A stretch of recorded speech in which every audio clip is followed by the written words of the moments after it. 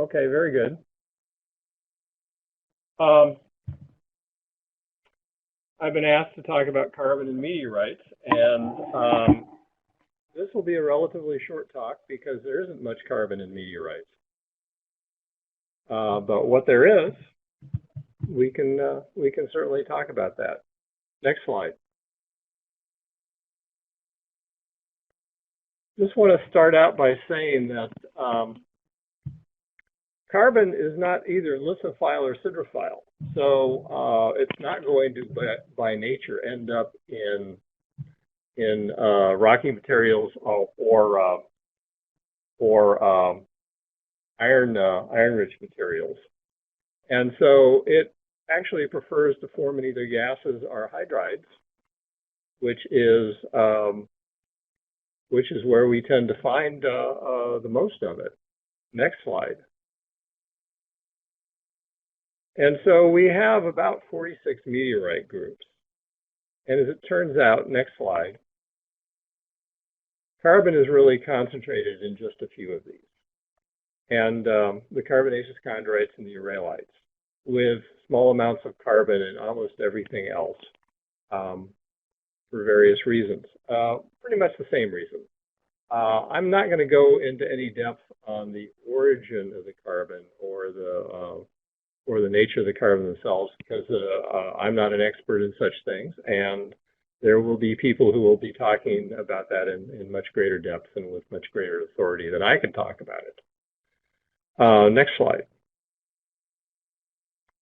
But fundamentally, there's just not very much. The carbon is concentrated in uralites, and although there's a fair amount of variability in uralites, that's really some of the most carbon-rich material in the meteorite collection. After that, what happens is the carbon is largely concentrated in the volatile-rich carbonaceous chondrites, the Tagish Lake-like objects, the CIs, the CMs, and the CRs. And I'll talk a little bit about the other meteorite groups. But what happens is that essentially the carbon content drops very rapidly once you get away from things that are either not uranolytic or not volatile rich. Particularly when you get to the ordinary chondrites, the acetite chondrites, and even most of the carbonaceous chondrites, they have relatively little carbon. You're talking less than 1 weight percent, typically. Next slide. So I always thought it was a little strange that uralites are the most carbon-rich meteorites, and they can go up to 7 weight percent carbon. And the carbon you get is elemental carbon, so graphite, diamond, or lonsonite, which is Lonsdale-nite, which is actually a form of diamond. And it's entirely in the matrix between the olivine and pyroxene grains. So basically, the uralites are thought to be mantle residues of a planetary body, and that these are really remnants of material that are interstitial and fairly incompatible with the olivines and pyroxenes that make up uralites. Next slide. And so just this is a plot of carbon weight percent. And so although you get substantial carbon, remember that it's highly variable and can go from almost 7% weight percent down to less than 1 weight percent in some uralites. Next slide. For ordinary chondrites, when we're talking about stony rocks, again, the vast majority of these things are relatively carbon poor. So the scale only goes up to a little over 1 weight percent, and the relatively carbon-rich ordinary chondrites tend to be low petrologic types, so things that have not been heavily metamorphosed. Once you get into higher metamorphic grades, in general, the carbon drops quite a bit. Next slide. For irons can get graphite and diamond, and also iron carbide minerals such as cohenite. But generally, you're talking a few hundred to up to 2,000 parts per million in irons. Although there are a few irons that have much higher concentrations, those are generally fairly rare. And again, these are relatively small amounts. Carbon is not siderophile. Next slide. So carbon and carbonaceous chondrites. Of course, the irony here is that the ones that have the most carbon have no chondrules, and the ones that have chondrules have very little carbon.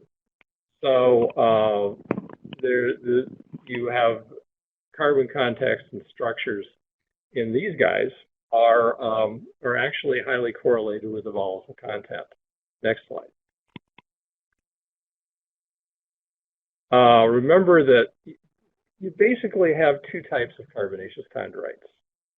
You have things that are highly volatile rich, CIs, CMs, Tagish Lake type C2s, CRs, and some of these guys are essentially soggy dirt clods. Orgay, for instance, is a very weak soggy dirt clod. Their mineralogy is dominated by hydrated clays, iron oxides, iron sulfates, a little bit of olivine, very much a residual sort of thing. Organics, and that's where a lot of the carbon is. And of course, originally you had ice in some of these things, and there's some indication that ice survives in them even to the surface of the earth. These are also, from a point of view of strength, some of the weakest meteorites. Some are extremely weak. Things like Orgay and Tagish will essentially crumble to the touch. Next slide. In contrast, you have the anhydrous carbonaceous chondrites. These are the CVs, COs, CKs, CHs. And their mineralogy is a lot closer to ordinary chondrites. You find mafic silicates, olivine, pyroxene, metal and sulfides. Very strong, very tough, highly depleted and volatile. Next slide. And so a lot of these meteorites don't have significant carbon. As I said, the CIs and CMs and CRs have reasonable amounts of carbon, but when you get to things like COs, CVs, CKs, CHs, carbon contents go way down, and sometimes you're only talking about trace amounts of carbon. And there's a very strong correlation between hydration, and in this case, when they talk about water in this chart, you're talking about equivalent water coming out of hydrated silicates, and the carbon content. So next slide. You can graph this, and this is just the average carbon and water weight percent from the previous chart from Hutchison 2004. And you do get a rather nice correlation between water content and carbon. And essentially the CI, CM, CRs are on a declining trend. Basically that correlates to the level of aqueous alteration that they've undergone. And the anhydrous carbonaceous chondrites are basically all grouped at the bottom together with low carbon and low water. Next slide. And you can go through this, and basically the water, and of course the carbon, is in the matrix. With the CIs, they're essentially all matrix, and the CMs are mostly matrix. And that's where the carbon resides. Next slide. The same story with carbon. Volume, if you look at the volume of the matrix versus the amount of carbon, it's very strongly located in the matrix. Next slide. But there are also other things in the matrix, and this points to at least partially the origin of the carbon in the matrix, because the volatile-rich meteorites tend to have higher concentrations of pre-solar materials, including pre-solar diamonds, in their matrices. And that drops off with a very strong trend also. The next slide. What is matrix? Well, this is very fine-grained material.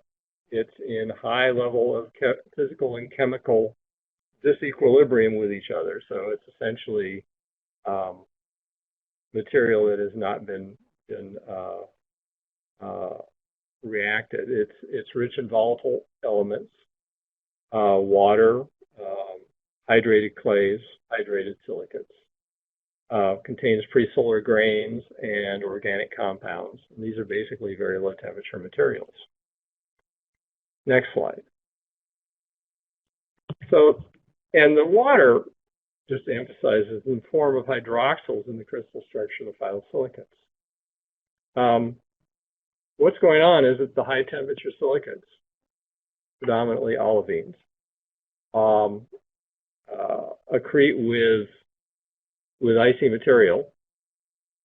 That ice melts and forms alteration products, serpentines of one sort or another. And some of these guys, the CIs and CMs in particular, are essentially mostly alteration products. So you're talking about an intimate accretion mixture of silicate dust, organics, various ices. As the ice melts, probably from heat provided by the decay of radioactive materials, the water and the silicates are going to react, alter the olivine to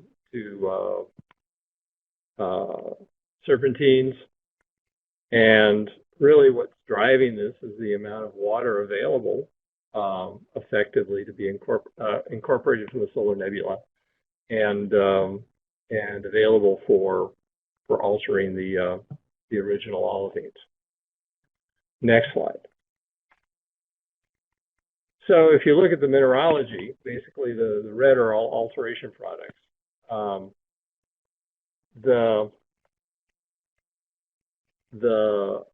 What dominates the volatile-rich carbonaceous chondrites are the alteration products. So they go from somewhere around 80% alteration products down to, for CRs, about 30%. But this is an average of a bunch of CRs. And I'll show you a few slides, and the amount of alteration is highly variable within the CRs. Next slide. So for CMs, this is an example of basically how dominant the alteration products are in these meteorites. And these guys go from anywhere from 70% alteration products to about 90% alteration products. Next slide. The CRs are more of a transitional group, so you can have extensively altered CRs. And in this case, you're talking 85% alteration products to very weakly altered CRs, and only about 15% alteration products. So you see a continuum in these volatile-rich carbonaceous chondrites. Next slide. So probably what's happening is the amount of original water was highly variable. I'm using the water-rock ratio here, and this is quite a bit different than the dust-to-gas ratio. that is typically used in cometary literature. This is a weight percent ratio. And so for CIs, you're probably pretty close to solar abundances. And the original water-rock ratio was probably above 1. But with things like CRs and the less altered CMs, you get down to relatively low contents of water. And for 67P, the water-rock ratio is pretty low. I got this from a paper where the gas-to-dust ratio was about 8. Was listed as about 8, and if you convert that to volume percent, then you're below 0.1 for water-rock ratio. Next slide. So what you get is a high variety of carbonaceous compounds with lots of complex organics. Next slide. And I just note these, and then move on. So next slide. And there's some distinct differences within with the abundances of organic compounds within carbonaceous chondrites. For instance, the CRs here are richer in amino acids and ammonia than the CM murchison, which is richer in hydrocarbons and carbolic acids. And I just note these and move on. So next slide. So carbon in meteorite is generally a very minor component. Essentially, reasonable amounts of carbon are limited to 2 groups: volatile-rich carbonaceous chondrites and the uralites. In the uralites, the carbon is in the matrix in the form of graphite and diamonds. In carbonaceous chondrites, the carbon is in the matrix, and it's in the form of organics and graphite. Strongly correlated with water, strongly correlated with pre-solar grains. And what you get are organics that are highly variable and very complex. And thank you very much.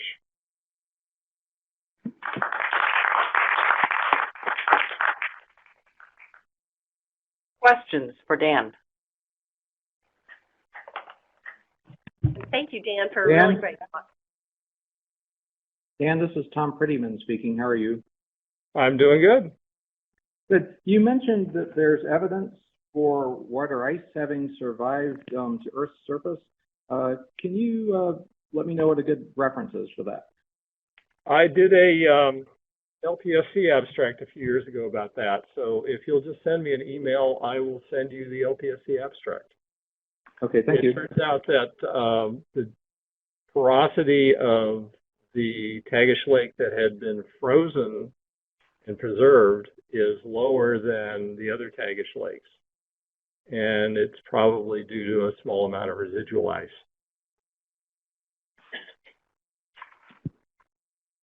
Okay, we have a question in the chat room that is, what was the source for the water-rock ratio plot? Diane, I will send you that those sources. It was Jeff. Yeah. Oh, Jeff. Okay, sorry.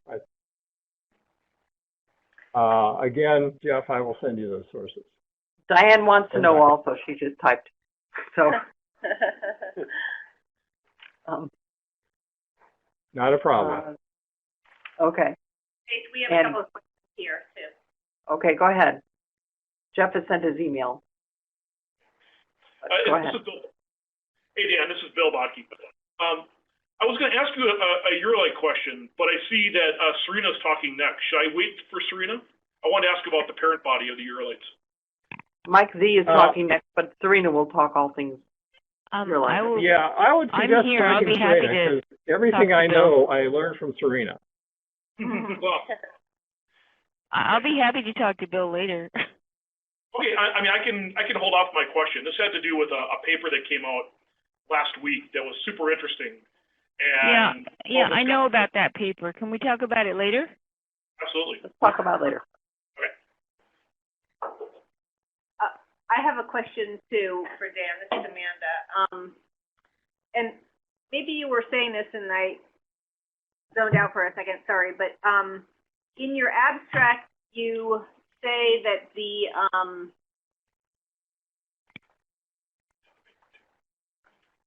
oh, now I can't find it. But at any rate, I wonder what you can say about the parent bodies of the carbonaceous chondrites, given the low carbon abundances in the meteorites.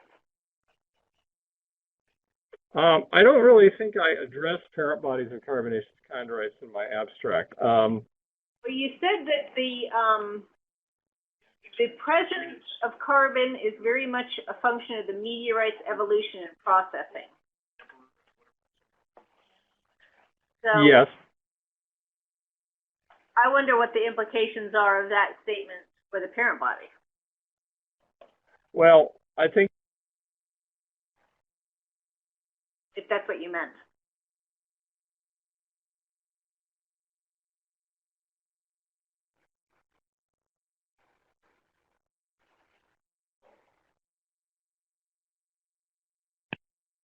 I will, Dan, Dan, you're frozen in time. I stunned him. Suspended animation. people have accused me of that too, but.